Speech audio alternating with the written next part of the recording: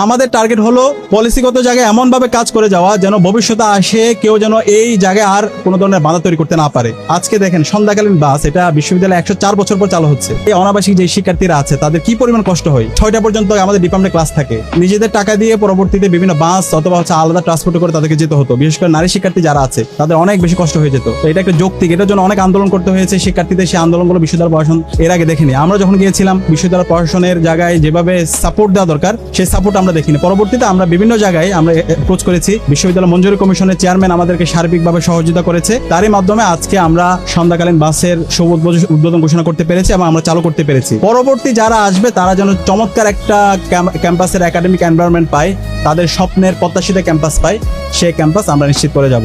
নারী শিক্ষার্থীদের জন্য সবচেয়ে একটা রিস্কি জোন হচ্ছে সন্ধ্যার পরে বাসায় ফেরা।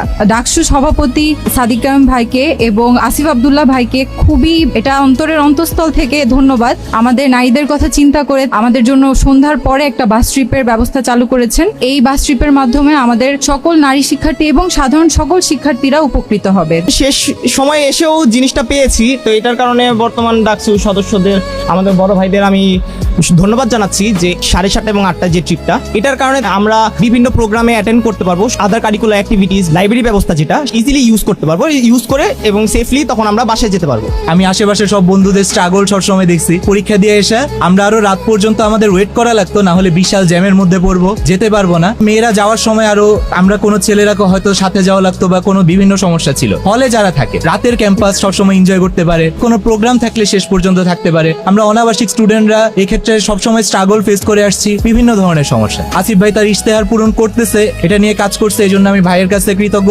ওভারঅল ডাকসুর কাছে আমি কৃতজ্ঞ। আমরা রাতের বাস পাচ্ছি এবং এটা আমাদের অনেক উপকারে আসবে। আমাদের যে ইস্তিহারগুলো ছিল আমরা চেষ্টা করছি সবগুলো একে একে বাস্তবায়ন করার। আজকে আমরা সন্ধ্যাকালীন ট্রিপ চালু করছি। আমাদের নারী শিক্ষা থেকে শুরু করে সকল শিক্ষার্থী সুফলটা খুব ভালোভাবে পাবেন বলে আমরা বিশ্বাস করি। আশা করছি যে খুব স্বল্প সময়ের মধ্যে আপনাদেরকে এর ব্যাপারে ভালো একটা নিউজ দিতে পারবো। এবং একই সাথে ফান্ড থাকার পরেও আমরা কোনো বাস কিনতে পারি না, গাড়ি কিনতে পারি না, কারণ সরকার থেকে একটা নিষেধাজ্ঞা আছে। আমরা এই ব্যাপারে অর্থ উপদেষ্টা মহোদয়ের সাথে সরাসরি সাক্ষাৎ করেছি, অভিযোগ জানিয়েছি যে বাসগুলো আছে এই বাসগুলো অনেক ভাঙাচোরা অবস্থা, বিশ্ববিদ্যালয়ের ব্যক্তিগত ক্যাপাসিটিতেও যেন বাস নিতে পারে। যে শুধুমাত্র পরিবহন সেক্টরে নয়, বরং অন্যান্য যে সকল সম্পাদকীয় পদগুলো রয়েছে সবগুলোতেই আমরা যে সকল ইশতেহার দিয়েছি সেগুলো নিয়ে কাজ চলমান আছে এবং সেই কাজগুলো দ্রুতই দৃশ্যমান হবে ইনশাল্লাহ। আমাদের টার্গেট হলো পলিসিগত জায়গায় এমন ভাবে কাজ করে যাওয়া যেন ভবিষ্যতে আসে কেউ যেন এই জায়গায় আর কোনো ধরনের বাধা তৈরি করতে না পারে। আজকে দেখেন সন্ধ্যাকালীন বাস, এটা বিশ্ববিদ্যালয়ে 104 বছর পর চালু হচ্ছে। এই অনাবাসিক যে শিক্ষার্থীরা আছে তাদের কি পরিমাণ কষ্ট হয়। 6টা পর্যন্ত আমাদের ডিপার্টমেন্টে ক্লাস থাকে, নিজেদের টাকা দিয়ে পরবর্তীতে বিভিন্ন বাস অথবা আলাদা ট্রান্সপোর্ট করে তাদেরকে